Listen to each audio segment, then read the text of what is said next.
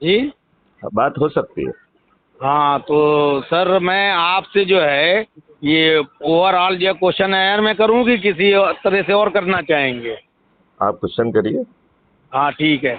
आज हमारे बीच एक बार फिर मध्य प्रदेश के डीजीपी रहे माननीय मैथिली शरण गुप्त साहब उपस्थित हैं और हम उनसे जानना चाहेंगे देश, दुनिया, समाज की राजनीतिक, आर्थिक, धार्मिक, सामाजिक सारी स्थितियों के ऊपर किस तरह से जो है काम किया जाए जिससे हमारा देश विश्व गुरु बन जाए और हम लोग शान से रह सकें, नागरिकों को वो मूल अधिकार प्राप्त हो जाएं जो आज़ादी दिलाते वक्त हमारे देश के शहीदों ने सपने देखे थे वो पूरे हो सकें। और ऐसा अभी तक क्यों नहीं हो पाया है 75 सालों में, इसको लेकर डीजीपी साहब ने 21 सूत्रीय पूरा जो है क्राइम फ्री भारत जो है पूरा अभियान चला रहे हैं कई सालों से और धीरे धीरे सफलता मिल रही है क्योंकि अच्छे काम में तो टाइम लगता है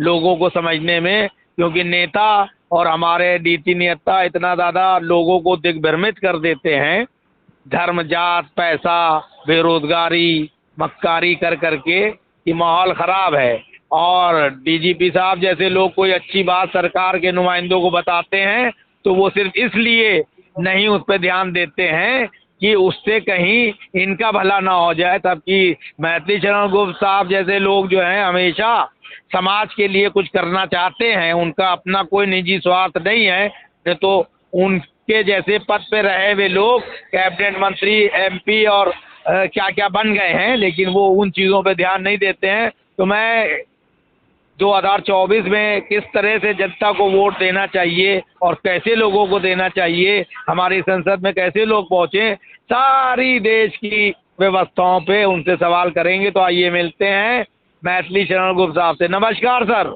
जी जी, नमस्कार। नमस्कार साहिल भाई। सर सबसे पहला मेरा ये सवाल है कि 75 सालों में सरकारें जरूर बदली हैं लेकिन व्यवस्था नहीं बदली है, इसकी क्या वजह है?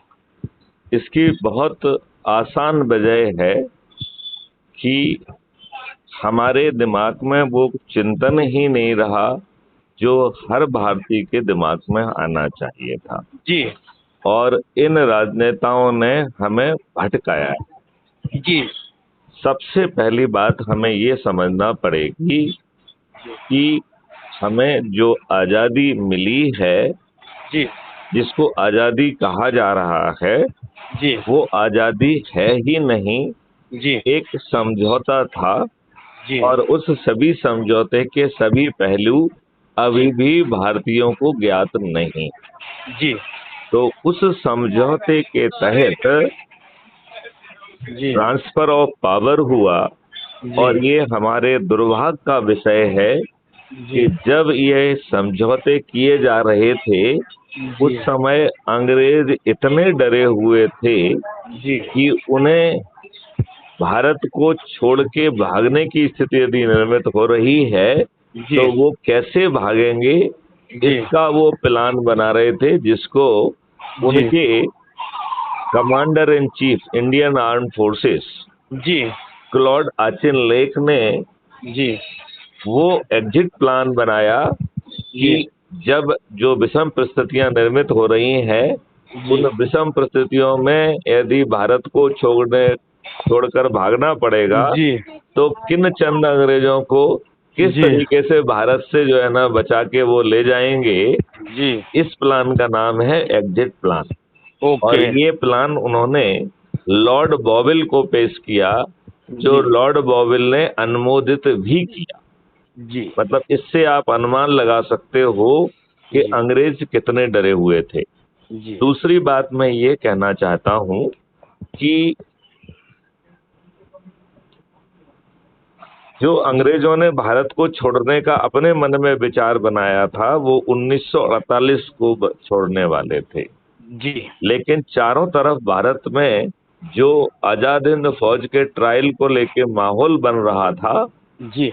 उसके कारण उसके लगभग 10 महीने पहले जी। 15 अगस्त 1947 को भी वह इस देश को छोड़ के भाग गए। जी। और उस समय हमारे पूजनीय चाचा नेहरू जी ने जी। और महात्मा गांधी जी ने भी उनका साथ दिया, जी। और हमने जो है ऐसे समझौते के तहत जी। जी। यह देश की जो है सो कॉल आजादी स्वीकार कर ली, जी। जो हमें नहीं करना चाहिए थी। जी। क्योंकि साहिल भाई, मैं थोड़ा सा काउंटर क्वेश्चन यहाँ आपसे कर देता हूँ। जी। आप मुझे ये बताइए, यदि आप देश के प्रधानमंत्री होते तो जी। क्या अपने देशवासियों के ऊपर जी। वह अंग्रेजी कानून लगाते जो अंग्रेजों ने 1857 के बाद जी। एकदम सोची समझी रणनीति के तहत जी। भारतीयों को अपमानित करने के लिए, उत्पीड़ित करने के लिए, जी। उनको शोषित करने के लिए, उनको तोड़ने के लिए, जी। न्यायिक प्रक्रिया से में फंसा के उनको तोड़ने के लिए जो नियम कानून बनाते, जी। साहिल भाई, क्या वह अपने देशवासियों पर जी। आप थोपते या किसी राजनीतिक? बिल्कुल नहीं थोपते, किसी कीमत पे नहीं थोपते। और अब तो यहाँ कहते हैं कि अब जो लोगों ने थोप के वो चीजें स्वीकार किए हैं वो मूर्ख थे, नकारा थे, निकम्मे थे। अब आप जैसे लोगों की बातों को मानते हुए देश की जनता को साथ देना चाहिए और पूरा जो संविधान है उसको पूरी तरह से समीक्षा करके बदलना चाहिए। हमारे देशवासियों की भावनाओं और यहाँ की संस्कृति और सभ्यता को देखते हुए पूरे संविधान की समीक्षा करके नए सिरे से एक नया जो है संविधान लिखना चाहिए, जिसमें हमारे देश के सभी तबके और सभी समुदाय और सभी नागरिकों के लिए न्याय सिर्फ कहने के लिए ना हो, वो प्राप्त भी हो सके। अभी तो सिर्फ संविधान में जो चीज़ें लिखी हैं वो मैं कहता हूँ एक कदम आगे जाके नीरी बकवास हैं, और इतना मोटा जो है गड्ढा तैयार कर दिया गया है, कानून पे कानून बना दिए गए हैं, उनका इम्प्लीमेंटेशन ईमानदारी से बिल्कुल नहीं होता है।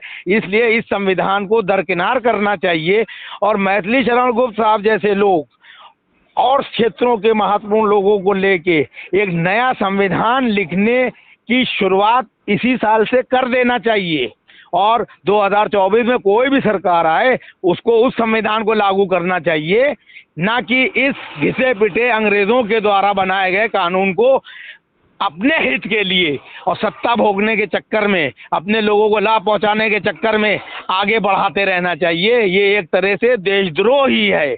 अगर चाचा नेहरू ने ले भी लिया, वो संविधान स्वीकार कर लिया प्रधानमंत्री होने के नाते, प्रथम प्रधानमंत्री, तो उसके बाद के प्रधानमंत्री अगर ईमानदार रहे तो उनको उस पर आपत्ति करना चाहिए था। सिर्फ छोटे मोटे संशोधनों से, लीपापोती से देश का भला नहीं हो सकता है, और संशोधन रखें अलग।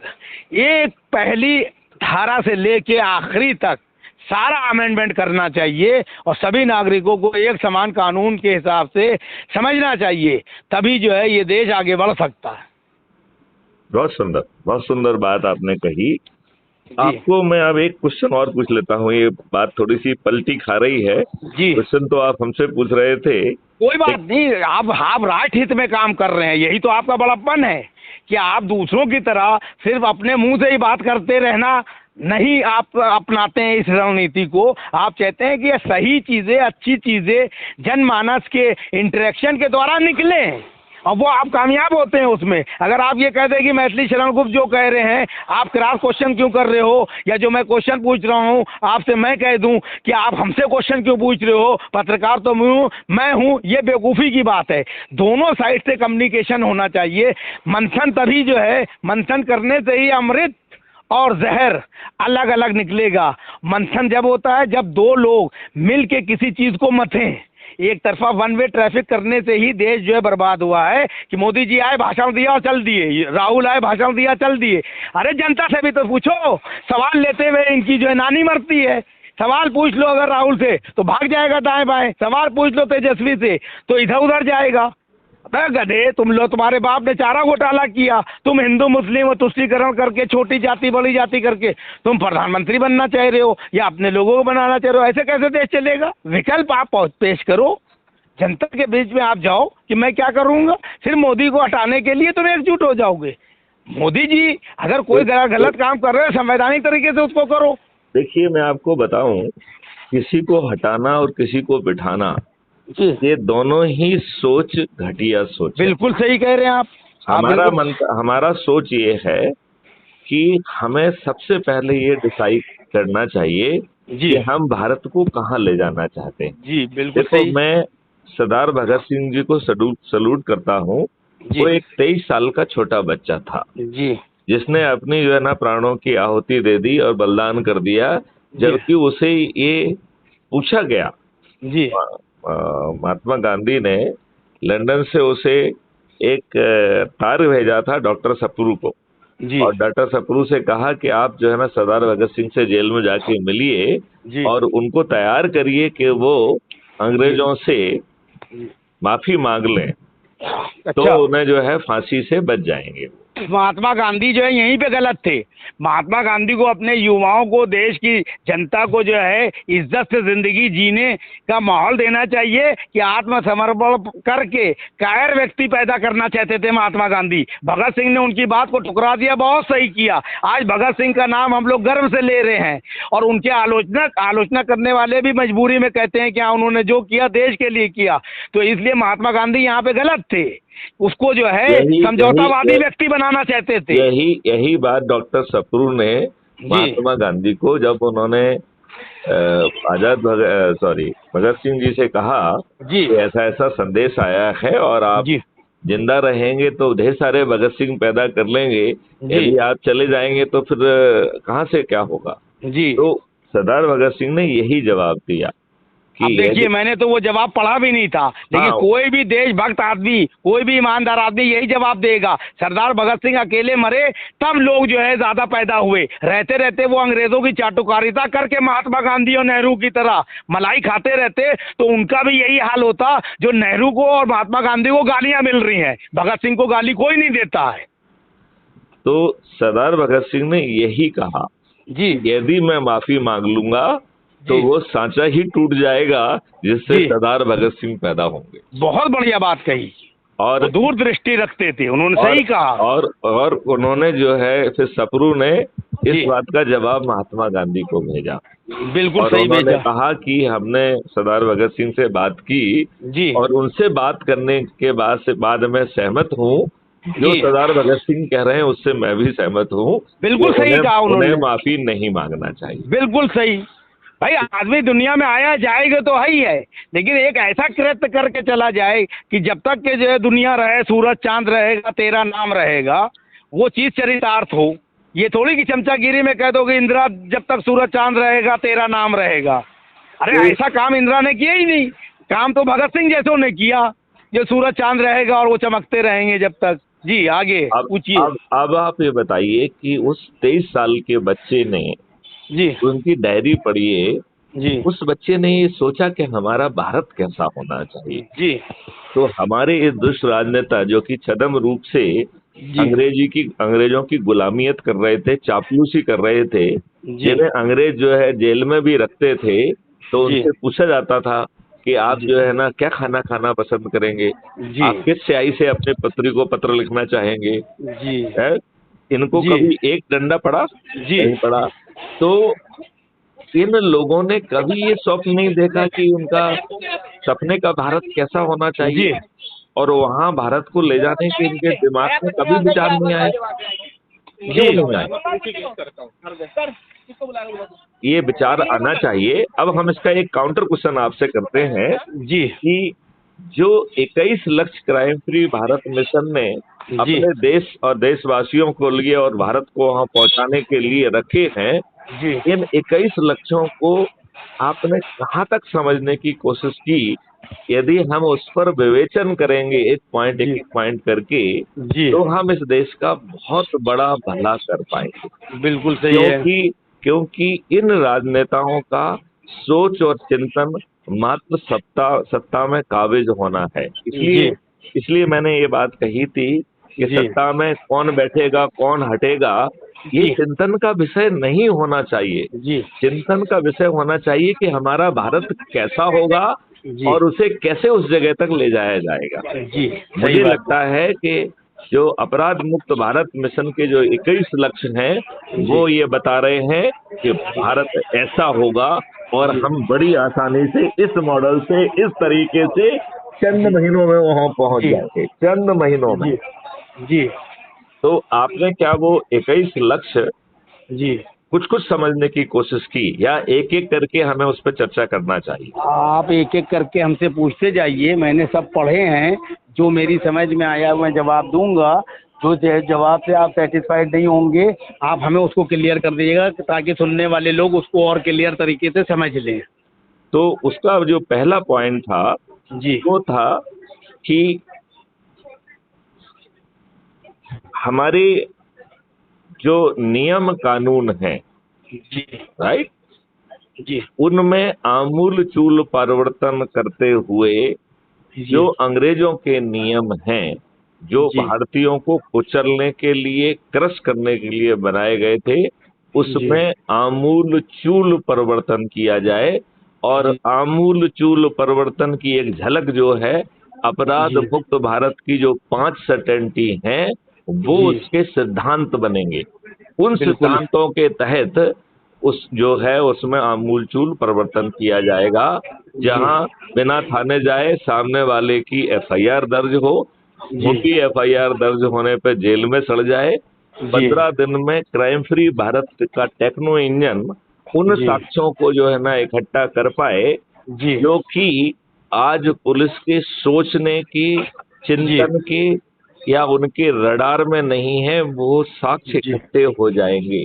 जी और उन साक्ष्यों को हैश वैल्यू से लॉक करते हुए उसी समय एडमिसिबिलिटी सर्टिफिकेट और chain of custody certificate auto generate होके हर एविडेंस में अपने आप टैग हो जाएगा। और आज की जो भयानक टेक्नोलॉजी है, सबसे भयानक टेक्नोलॉजी है डीप फेक टेक्नोलॉजी। इस डीप फेक टेक्नोलॉजी जैसी टेक्नोलॉजी भी उस एविडेंस को विपरीत ढंग से प्रभावित नहीं कर पाएगी। फिर भारत तीसरी सर्टेनिटी के तहत बिना कोर्ट जाए जी distributed video based trial system के माध्यम से अधिकतम केसेस जी में 3 दिन में और The अधिक से person अधिक you are 30 दिनों speaking में with has उसे put your call on न्याय hold. मिल Please जाएगा। stay on the line. आप जिस व्यक्ति से बात तो कर रहे इस हैं उसने आपकी कॉल को होल्ड पर रखा।